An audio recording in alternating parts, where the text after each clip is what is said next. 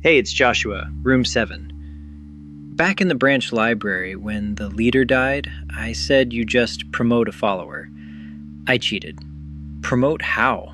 Decided by whom? Because here is the nightmare. What if the old leader was not really dead, just unreachable? It comes back, and now 2 librarians both think they are in charge. Picture it. The head librarian, the only one who accepts new books, goes silent at midnight. The storm has cut the line to her office.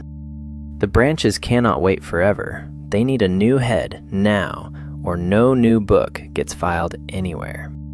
So one branch says, "Fine, I will be the leader," and starts accepting edits. And at that exact moment, the old head wakes up. The line was never truly down. She was there all along, still accepting edits too. Now there are 2 leaders, 2 truths. Every reader gets a different answer, and the collection quietly tears in half. They call it split brain. It is the thing that keeps database engineers awake. This room is about how a group of machines agree on one thing when any of them can fail or vanish, and none of them fully trust the others. Agree on who leads. Agree on the order of edits. The word is consensus, and the whole danger it exists to kill is that split brain. 2 leaders, 2 truths. So you forbid the thing that caused it. No branch is ever allowed to simply declare itself the leader. To take the crown, you must hold an election. A candidate goes to every other branch and asks, "Will you vote for me?" And it only wins, only becomes the leader, if a majority say yes. Not 1 vote, not a few, more than half of everyone. We have met that number before, the dial, the quorum. It comes back here, and it does something magical. Here is the magic. 2 candidates can both campaign at once on 2 sides of the storm, but more than half the branches cannot vote yes to both of them. There are simply not enough branches to build 2 majorities. So at most, one side can win. The other, the smaller side, the old leader, cut off with only a handful of branches, can never gather a majority. It tries, it fails, and it must stand down. The majority is not just how you pick a leader. It is the wall that makes 2 leaders impossible. 1 majority, 1 leader, 1 truth.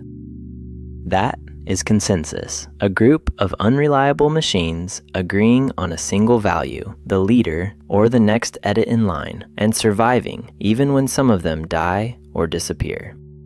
The vote needs a majority, so there can only ever be 1 winner. But there is a second trick for when the past comes knocking.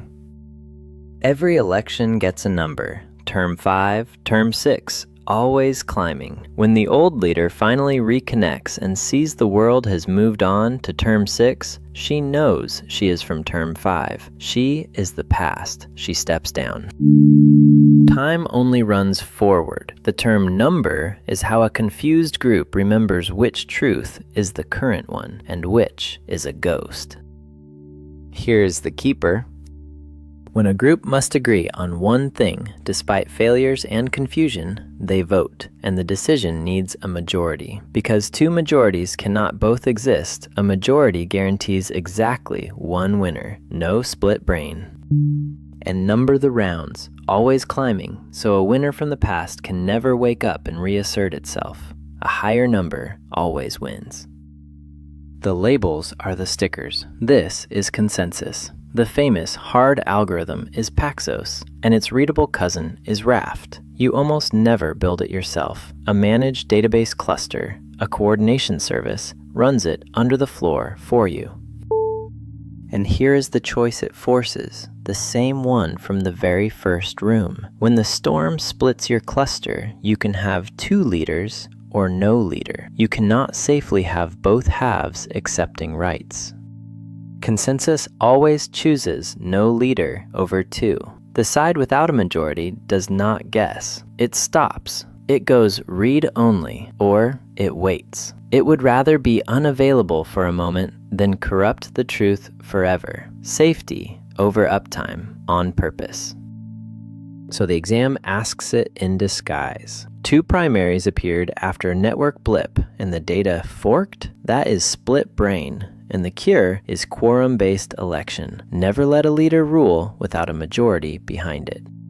Why does a 3-node cluster go read-only when 2 nodes die? Because 1 survivor is not a majority of 3, so it refuses to act alone. And why do clusters love odd numbers? 3, 5, 7? Because an even split, 2 against 2, has no majority and deadlocks. Odd numbers always break the tie. Your turn. Out loud or in your head. I'll wait. A 5-node database cluster. The network splits it clean in 2, a group of 3 and a group of 2. Which side keeps accepting writes, and what does the other side do? And while you are at it, why 5 nodes and not 4? The group of 3 holds the majority, so it keeps or elects the leader and keeps serving writes. The group of 2 cannot reach a majority of 5, so it stands down, read-only, until the storm passes. No split brain.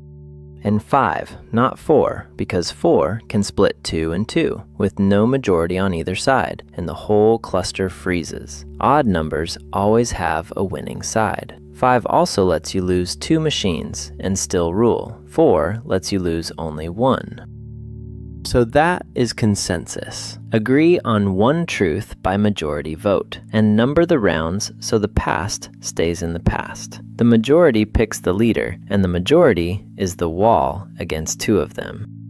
And listen to the echoes. The storm forcing the choice. The dial's majority back as the vote. Time that only runs forward back as the term. The whole season humming together under this one room. Coordination is just the old ideas agreeing.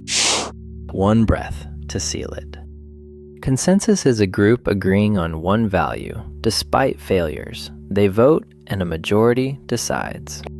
2 majorities cannot exist, so there is only ever one leader, no split brain. Number the rounds, and a stale leader from the past steps down.